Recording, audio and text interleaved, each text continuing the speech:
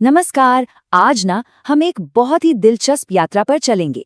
एक छात्र के स्टडी नोट्स के जरिए हम प्राचीन भारत को समझेंगे।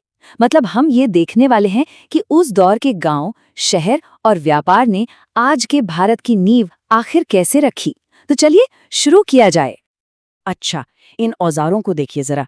एक कुल्हाड़ी और एक सणसी। आपको लग रहा होगा कि ये तो बस लोहे के साधारण टुकड़े हैं, है ना? पर नहीं। करीब 2500 साल पहले इन्हीं सिंपल से दिखने वाले औजारों ने भारत में एक क्रांति ला दी थी। एक ऐसी क्रांति जिसने खेती से लेकर बड़े बड़े साम्राज्यों तक सब कुछ, सचमुच सब कुछ बदल कर रख दिया। जानना चाहेंगे कैसे? चलिए देखते हैं। तो हमारी कहानी की शुरुआत होती है 3 बहुत ही जरूरी चीजों से। यही वो 3 चीजें थीं जिन्होंने बड़े बड़े साम्राज्यों की नींव रखी। लोहा, खेती और सिंचाई की नई नई टेक्नोलॉजी।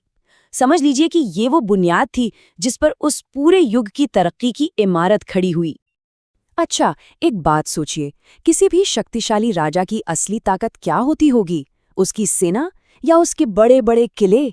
नहीं, उसकी असली ताकत थे उसके समृद्ध खुशहाल गांव। और गांवों की खुशहाली का राज वो छिपा था पानी में। बिल्कुल, इसीलिए तो नहरें, कुएं, तालाब ये सब बनाए गए ताकि खेत हमेशा लहलहाते रहें।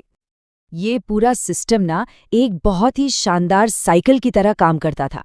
देखिए, राजाओं को सेना और किलों के लिए चाहिए था पैसा। पैसा कहाँ से आता था? किसानों से, टैक्स के रूप में। अब ज्यादा टैक्स देने के लिए किसानों को ज्यादा फसल उगानी पड़ती थी। और ज्यादा फसल कैसे होगी? बेहतर सिंचाई से। तो नतीजा क्या हुआ? ज्यादा फसल मतलब ज्यादा टैक्स, और इसका मतलब ज्यादा शक्तिशाली राजा। कितना सिंपल लेकिन कितना असरदार इकोनॉमिक्स था, है ना? तो ये तो हुई खेतों और राजा की बात। पर इन गांव में आखिर रहता कौन कौन था? क्या सब लोग एक जैसे थे या समाज बटा हुआ था? चलिए, अब गांव के अंदर चलते हैं और देखते हैं कि उस समय का सामाजिक ताना बाना कैसा था। तो देखिए, उस दौर के समाज में ना हर किसी की एक तय जगह थी। अगर हम दक्षिण के तमिल क्षेत्र की बात करें तो वहाँ जो बड़े जमींदार होते थे उन्हें वेल्लाल कहते थे। वहीं उत्तर भारत में गांव के मुखिया को ग्राम भोजक कहा जाता था। और सिर्फ यही नहीं, साधारण किसानों और यहाँ तक कि जिनके पास जमीन नहीं थी उन मजदूरों के भी अलग अलग नाम थे। ये नाम ही उनकी सामाजिक स्थिति को बताते थे। उत्तरी गांवों में तो असली पावर ग्राम भोजक के हाथ में थी। और मजे की बात यह है कि ये पद पीढ़ी दर पीढ़ी चलता था। मतलब खानदानी था। वो सिर्फ गांव का सबसे बड़ा जमींदार ही नहीं था। सोचिए, वही जज था, वही पुलिस का काम करता था और वही सरकार के लिए टैक्स भी इकट्ठा करता था। मतलब एक तरह से वो अपने गांव का राजा ही था।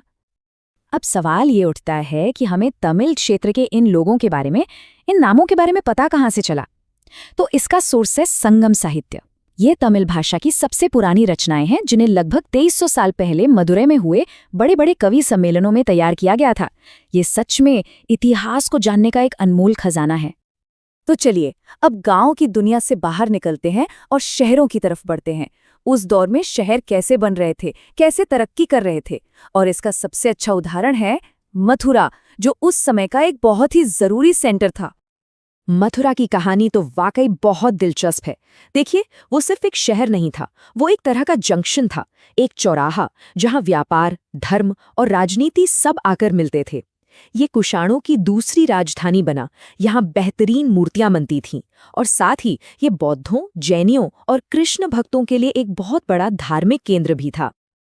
अच्छा, जब हम शहरों की बात कर रहे हैं तो उनकी इकोनॉमी, उनकी अर्थव्यवस्था की बात करना तो बनता है। तो चलिए अब समझते हैं कि इन शहरों को चलाने वाले इंजन कौन थे। मतलब वहाँ के शिल्प, सिक्के और श्रेणियों के बारे में जानते हैं। बिजनेस बिना पैसों के तो अधूरा है ना। और ये जो हम देख रहे हैं ये हैं भारत के सबसे पुराने सिक्के, जिन्हें आहत सिक्के कहा जाता है। जरा सोचिए, ये सिक्के करीब करीब 500 साल तक चले। ये अपने आप में इस बात का सबूत है कि उस समय व्यापार कितना ज्यादा फैला हुआ था। इन सिक्कों के बारे में सबसे मजेदार बात पता है क्या थी? इन पर कुछ लिखा नहीं होता था। जी हाँ, कोई लिखावट नहीं, बस अलग अलग सिंबल, अलग अलग चिन्ह ठप्पे से बना दिए जाते थे। ये सिक्के चांदी या तांबे के होते थे और पूरे सबकॉन्टिनेंट में मिलते थे, जो कि एक बहुत बड़े ट्रेडिंग नेटवर्क का जीता जागता सबूत है। क्या कोई सोच सकता है कि आज से हजारों साल पहले भी एक तरह के ट्रेड यूनियंस या गिल्ड्स हुआ करते थे? हाँ, इन्हें श्रेणी कहते थे। ये बेसिकली कारीगरों और व्यापारियों के ग्रुप्स थे। इनका काम क्या था? कच्चा माल इकट्ठा करना, लोगों को ट्रेनिंग देना, व्यापार को मैनेज करना। और तो और, ये आज के बैंकों की तरह भी काम करते थे। कितना एडवांस सिस्टम था, है ना? चलिए, अब अपनी सोच का दायरा थोड़ा और बड़ा करते हैं। उन ट्रेड रूट्स को देखते हैं, उन व्यापारिक रास्तों को जिन्होंने भारतीय उपमहाद्वीप को बाकी दुनिया के साथ जोड़ा था। पुदुचेरी में एक जगह है अरिकामेडु। ये जगह एक टाइम कैप्सूल की तरह है। जब यहाँ खुदाई हुई ना, तो जो चीजें मिली उन्होंने सबको हैरान कर दिया। भूमध्य सागरीय क्षेत्र से आए हुए बर्तन, रोमन लैंप, शीशे का सामान। ऐसा लगा जैसे मानो एक छोटा मोटा रोम भारत के तट पर आ बसा हो। ये इंडिया और रोमन एम्पायर के बीच जबरदस्त व्यापार का पक्का सबूत है। बस ये एक लाइन उस व्यापार की अहमियत समझाने के लिए काफी है। रोमन साम्राज्य में भारत की काली मिर्च की इतनी ज्यादा डिमांड थी कि वो लोग इसे काला सोना कहते थे, ब्लैक गोल्ड। सोचिए, भारत की चीजों की दुनिया भर में कितनी वैल्यू थी। तो देखिए, अगर समुद्री व्यापार में रोम का दबदबा था, तो जमीन पर सिल्क रूट का बोलबाला था। ये सिल्क रूट सिर्फ एक रास्ता नहीं था, ये समझिए कि सोने की नदी थी। और इस नदी पर जिन्होंने अपना कंट्रोल जमाया वो थे कुषाण। उन्होंने इस रास्ते से जाने वाले हर व्यापारी से टैक्स लिया और इसी से बेहिसाब दौलत और ताकत कमाई। अब जाहिर सी बात है कि ये सारा व्यापार, खासकर जो समंदर के रास्ते होता था, उन राज्यों के लिए बहुत फायदेमंद था जो कोस्टल एरिया में थे, मतलब तटों पर थे।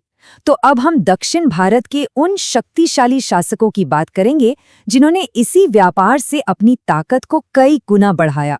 संगम साहित्य में एक शब्द बार बार आता है, मूवेंदार।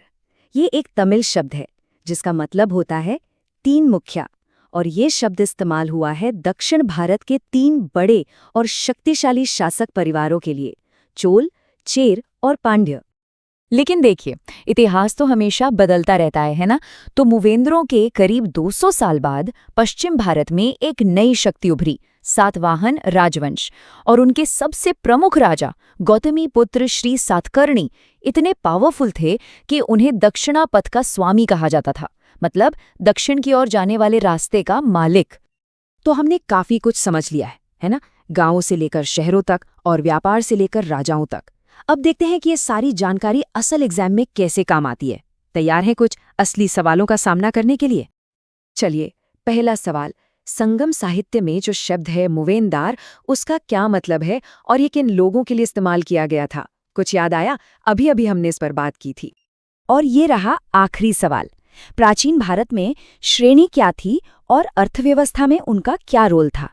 ये सवाल ना हमें सोचने पे मजबूर करता है। क्या आज के हमारे जो ट्रेड एसोसिएशंस हैं या जो बड़े बड़े कॉरपोरेशंस हैं, वो कहीं ना कहीं उन्हीं प्राचीन श्रेणियों का मॉडर्न रूप है? इस पर सोचिएगा जरूर।